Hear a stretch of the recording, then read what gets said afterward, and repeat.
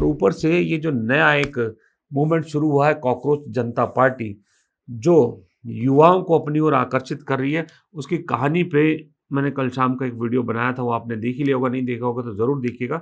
बाकी कभी और डिस्कस करेंगे, लेकिन इतना ज़रूर है कि अगर ये मूवमेंट आगे बढ़ता है, अगर तो ये टेम्परेरी मूवमेंट है, तब अलग बात है। अगर ये कहीं पॉलिटिकल रूप ले लेता है, तो ये भी एक बहुत बड़ा मेजर फैक्टर बनने वाला है और उस मेजर फैक्टर की शिकार सिर्फ बीजेपी नहीं होगी, ध्यान रखिएगा।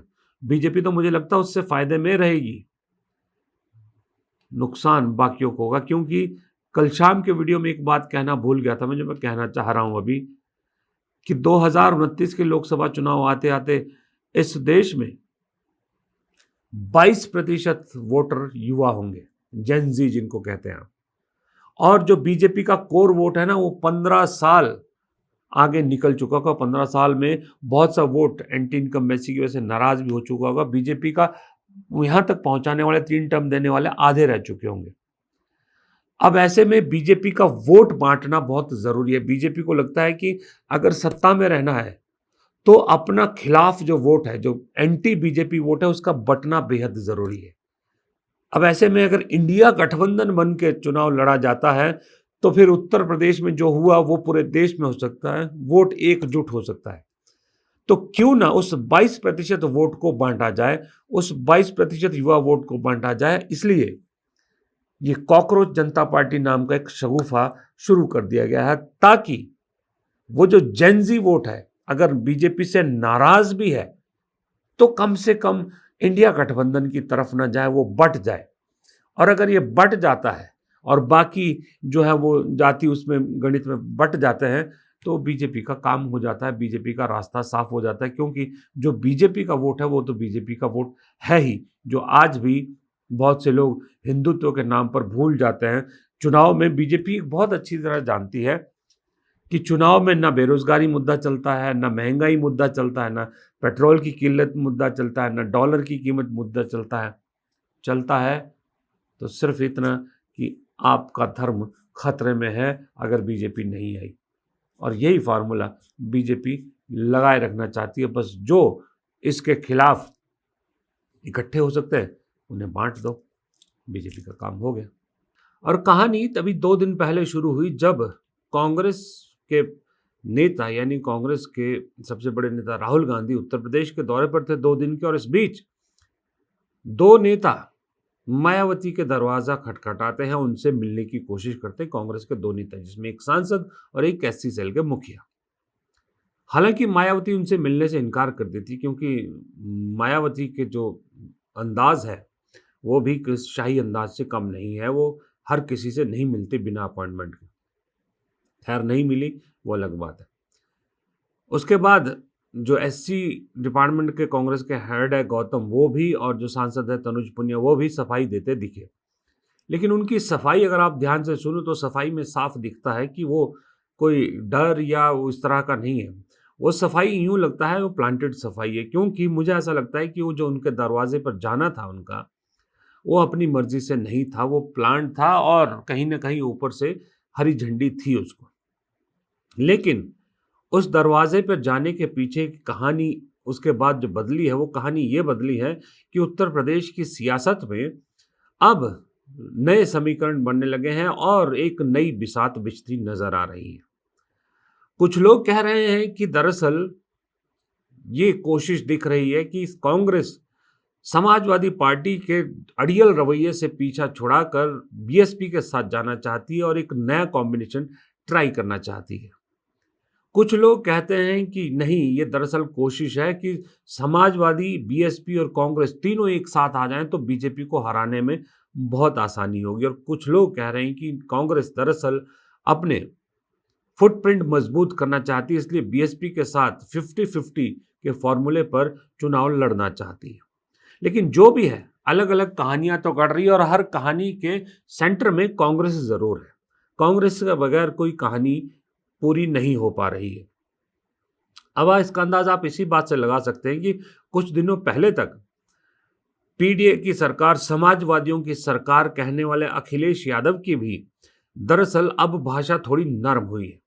अखिलेश यादव ने एक्स हैंडल पर जो पोस्ट किया उसमें लिखा कि 2027 में पीडीएस सरकार बनाने के लिए हम उत्तर प्रदेश की सभी 403 सीटों पर अपने कार्यकर्ताओं को पूरी तरह से मुस्तैद रहने के लिए तैयार कर चुके हैं, क्योंकि हम चाहते हैं कि हमारे साथ अलायंस में जो भी चुनाव लड़े उसे चुनाव जीतने के लिए हमारी बूथ लेवल तक की मजबूत संगठनात्मक शक्ति का पूरा फायदा मिले, क्योंकि हमने हमेशा कहा है बात सीट की नहीं जीत की है। अब यहाँ आपको एक चीज़ इंपॉर्टेंट इसमें दिखेगी कि जो भी हमारे साथ अलायंस में चुनाव लड़े उसे बूथ लेवल तक की मजबूती हमारे संगठन की तरफ से मिले। इसमें दो चीज़ें हैं, एक तो अखिलेश यादव कहीं भी इसमें नाराज़गी नहीं दिख रही जो कांग्रेस कोशिश कर रही है, यानी कहीं न कहीं अखिलेश यादव भी ओपन माइंडेड लग रहे हैं कि अगर बीएसपी भी साथ आ जाती है तो कोई दिक्कत नहीं है।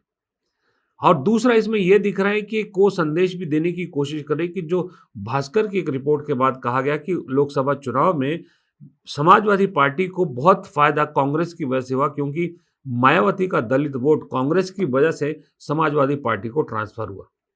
यहाँ अखिलेश यादव ये समझाने की कोशिश कर रहे हैं कि समाजवादी पार्टी का संगठन ज्यादा मजबूत है और अभी से एक हवा बनाने की कोशिश करें कि जहां भी अलायंस पार्टनर जीतेंगे वहां पर समाजवादी पार्टी के संगठन का बहुत बड़ा रोल होगा। ये पहले स्टेंजा में। फिर एक दूसरी अगली अगर आप लाइन देखें, इस बार किसी दल की नहीं बल्कि एक समुदाय की सरकार बनेगी। ये बात हम पहले भी कह चुके हैं कि उस समुदाय का नाम है पीडीए। जो मैंने पहले कहा ना, पहले कहते थे समाजवादियों की सरकार बनेगी, अब कह रहे हैं किसी समुदाय की नहीं, किसी दल की नहीं, समुदाय की सरकार बनेगी। यहां भी आपको क्लियर इंडिकेशन है कि दरवाजे खुले हैं, कोई झिझक नहीं है। अब अगर अखिलेश यादव को ये बात समझ में आ रही है कि कांग्रेस कुछ गोटियां फिट कर रही है, तो इसका मतलब कांग्रेस भी ये जानती है कि अखिलेश यादव कहीं न कहीं कमजोर विकेट पर हैं। जिस तरह से खास करके ममता बनर्जी को बंगाल में हराया गया, ममता बनर्जी की हार हुई, उसके बाद अखिलेश यादव वो नेता हैं जो सबसे ज़्यादा डरे हुए इस देश की राजनीति में हैं मेरे हिसाब से, क्योंकि अब जहां रीजनल पार्टीज की आप बात करते हो तो सबसे बड़ी हिंदी पार्टी में रीजनल पार्टी उनकी बची है जो आज की डेट में 37 सांसद लेके बैठी है। अब अगर 27 के विधानसभा चुनाव में अखिलेश यादव की पार्टी का हाल कहीं बुरा हो जाता है तो फिर उनके लिए भी पार्टी को बचा पाना मुश्किल होगा, क्योंकि उनकी पार्टी के अंदर यूं भी बहुत से लोग हैं जो खिलाफत की आवाज़ दबाए बैठे हैं और वो बुलंद करने के लिए मौके का इंतज़ार कर रहे हैं, और बीजेपी ऐसा मौका छोड़ती नहीं है। तो इसलिए अखिलेश यादव जो है फिलहाल परेशान से नज़र आ रहे हैं, कांग्रेस खामोश है। कांग्रेस इस चीज़ पे कोई पत्ते नहीं खोल रही कि दरअसल वो मायावती से मुलाकात का माजरा क्या है। दूसरी तरफ मायावती की तरफ से भी ना तो उस मुलाकात को लेकर कोई नाराज़गी दिखाई गई, ना ही उस पर कोई और रिएक्शन आया है। इसका मतलब कहीं ना कहीं एक चैनल तो खुला है, जो चैनल मायावती तक होकर जाता है, समाजवादी पार्टी कांग्रेस से होते हुए मायावती तक जाता है।